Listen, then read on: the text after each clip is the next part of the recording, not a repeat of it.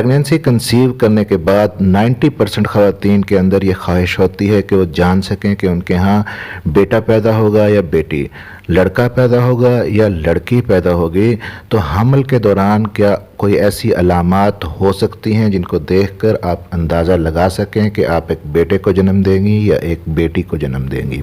या जब आप अल्ट्रासाउंड करवाती हैं तो अल्ट्रासाउंड मशीन पर देखकर आप कैसे आइडिया लगा सकती हैं कि आपके यहाँ बेटा पैदा होगा या बेटी। तो आज की वीडियो में इसी चीज़ पे बात करेंगे कि क्या ऐसी अलामात हैं जिनको देखकर बेटा या बेटी होने का अंदाज़ा लगाया जा सके।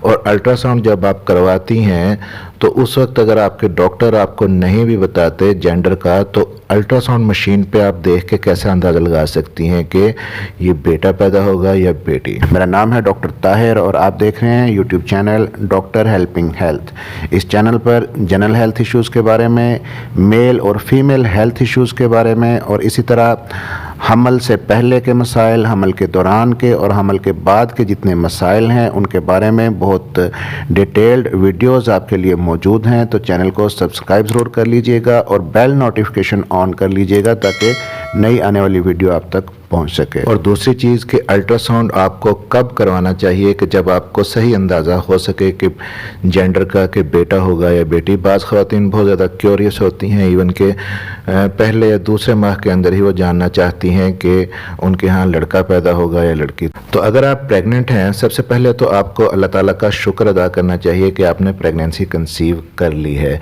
इस चीज़ को बहुत ज़्यादा अहमियत नहीं देनी चाहिए कि आपके यहाँ बेटा होगा या बेटी।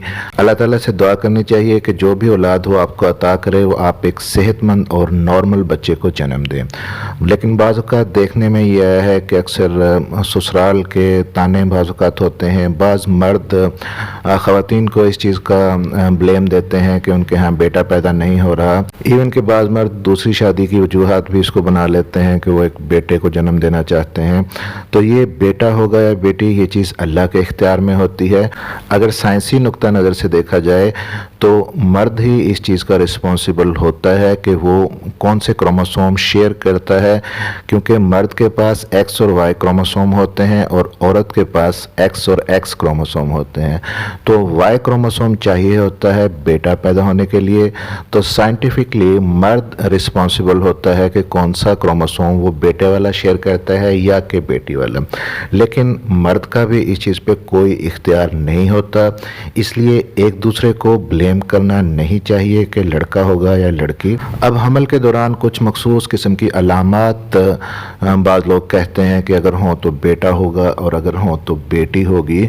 तो ये कुछ मिथ्स होती हैं, इनमें से कुछ मैं आपको बताता हूँ। जो बुज़ुर्ग ख़वातीन हैं, ये जो दाइयाँ हैं, वो कुछ इस किस्म के अंदाज़े बताती हैं। जैसा कि अगर आपका बहुत ज़्यादा खट्टी चीज़ें खाने को दिल करता है तो कहते हैं कि बेटी पैदा होगी, और अगर बहुत ज़्यादा मीठी चीज़ें खाने को दिल करता है तो कहते हैं कि लड़का पैदा होगा।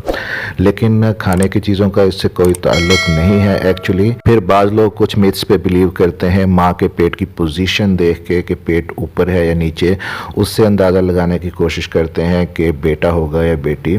हर बच्चे की बार मुख्तलिफ पोजीशन होती है पेट की, और इवन के एक ही प्रेगनेंसी के दौरान भी जो पेट की शेप है या पोजीशन है वो बदलती रहती है, क्योंकि बेबी जब जैसे जैसे ग्रो करता है वो अपनी पोजीशन बदलता रहता है। तो पेट की पोजीशन को, पेट की शेप को देखकर अंदाज़ा लगाना कि लड़का होगा या लड़की, ये भी एक मिथ है। फिर बाज़ लोग ये कहते हैं कि अगर माँ के चेहरे पर नूर आ गया है, माँ पहले से ज़्यादा खूबसूरत नज़र आने लग गई है, रंगत अच्छी हो गई है, बाल अच्छे हो गए हैं, तो लड़का पैदा होगा। और अगर खूबसूरती चली गई है, चेहरा बेरौनक हो गया है, तो लड़की पैदा होगी, क्योंकि उनका ये बिलीव होता है कि लड़की खूबसूरती चुरा लेती है। तो ऐसा भी कुछ नहीं होता। एक्चुअली जो हार्मोन्स होते हैं प्रेगनेंसी के, जैसे जैसे प्रेगनेंसी बढ़ती है तो प्रेगनेंसी के हार्मोन्स आपके जिस्म के अंदर फ्लक्चुएट करते हैं। और दूसरी जो चीज़ होती है वो होती है आपकी डाइट। तो हार्मोन्स और डाइट पे ही डिपेंड करता है आपके बाल, आपकी स्किन और आपके नेल्स। अगर डॉक्टरी और साइंटिफिक नुक्ता नज़र से बात की जाए तो हमल के दौरान ऐसी कोई अलामात नहीं हैं जिनको देखकर आप अंदाज़ा लगा सकें कि बेटा पैदा होगा या बेटी। तो फिर कैसे आप जान सकती हैं, ये आपको बताते हैं कि अल्ट्रासाउंड में अगर आपके डॉक्टर आपको नहीं भी बताते तो आप कैसे अंदाज़ा लगा सकती हैं कि बेटा होगा या बेटी। सबसे पहले तो अल्ट्रासाउंड आपको किस वक्त करवाना चाहिए, जब जेंडर का सही तरह से पता चल सके। तो डॉक्टर्स जो रिकमेंड करते हैं वो 18 से लेके 21वें हफ्ते के दौरान अगर आप अल्ट्रासाउंड करवाती हैं, इस अल्ट्रासाउंड को एनॉमली स्कैन भी कहा जाता है, जो रूटीन की आपकी प्रेगनेंसी का ड्यूरेशन होता है उस दौरान में ये अल्ट्रासाउंड 18 से 21वें हफ्ते के दौरान किया जाता है। एक्चुअली इस अल्ट्रासाउंड का मकसद ये होता है कि आपके बेबी को देखा जा सके कि उसके ऑर्गन्स सारे सही तरह से डेवलप हो रहे हैं या नहीं, उनके अंदर कोई एबनॉर्मलिटी तो नहीं है, इसलिए इसको एनॉमली स्कैन बोला जाता है।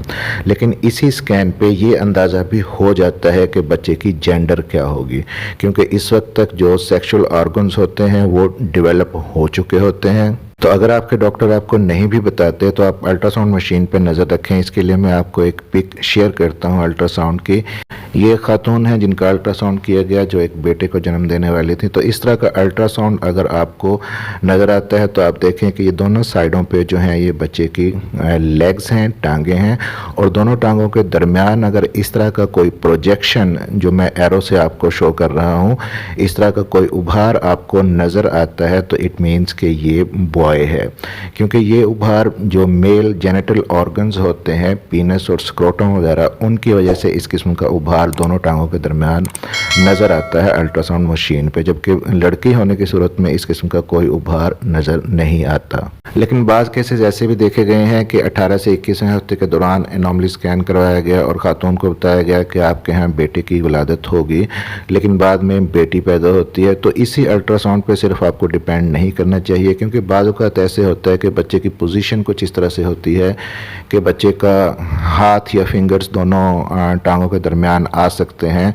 और उन हाथ और फिंगर्स की जो शेप होती है अल्ट्रासाउंड के अंदर वो इसी प्रोजेक्शन की तरह ही नज़र आती है कि जैसा कि बेबी बॉय के अंदर होता है। तो इसलिए इसी अल्ट्रासाउंड पर डिपेंड नहीं करना चाहिए। नेक्स्ट जब आप अल्ट्रासाउंड करवाती हैं कुछ अर्सा ठहर के, तब कंफर्म हो जाता है कि बेटा होगा या बेटी होगी। और दूसरी जो चीज़ है, बाज़ ख़वातीन पीरियड की डेट मिस होने के बाद या प्रेगनेंसी का जैसे ही पहला या दूसरा महीना होता है तभी जानने की कोशिश करती हैं अल्ट्रासाउंड के ज़रिए भी कि उनके यहाँ बेटा होगा या बेटी। तो इतना अर्ली अल्ट्रासाउंड में भी पता नहीं चलता, क्योंकि अभी तक बेबी के जेनिटल ऑर्गन्स बने ही नहीं होते, डेवलप ही नहीं हुए होते। तो अल्ट्रासाउंड पर नज़र कैसे आएंगे और आप कैसे जज करेंगी।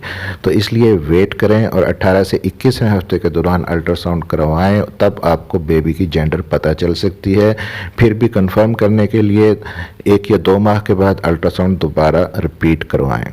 और अगर आप चाहती हैं कि आप एक खूबसूरत गोरे चिट्टे और सेहतमंद बच्चे को जन्म दें, तो प्रेगनेंसी के दौरान कौन सी चीज़ें आपको खानी चाहिए, इसके लिए एक प्रेगनेंसी डाइट प्लान मैंने डिस्कस किया है एक वीडियो के अंदर। वीडियो का लिंक ऊपर आई बटन में और नीचे डिस्क्रिप्शन में दे रहा हूँ, ज़रूर देखिएगा। चैनल को सब्सक्राइब ज़रूर कर लीजिएगा और बेल नोटिफिकेशन ऑन कर लीजिएगा, ताकि डॉक्टर हेल्पिंग हेल्थ की नई आने वाली वीडियो आप तक पहुँच सके। मिलते हैं अगली किसी वीडियो में, तब तक के लिए अपना ख्याल रखिएगा।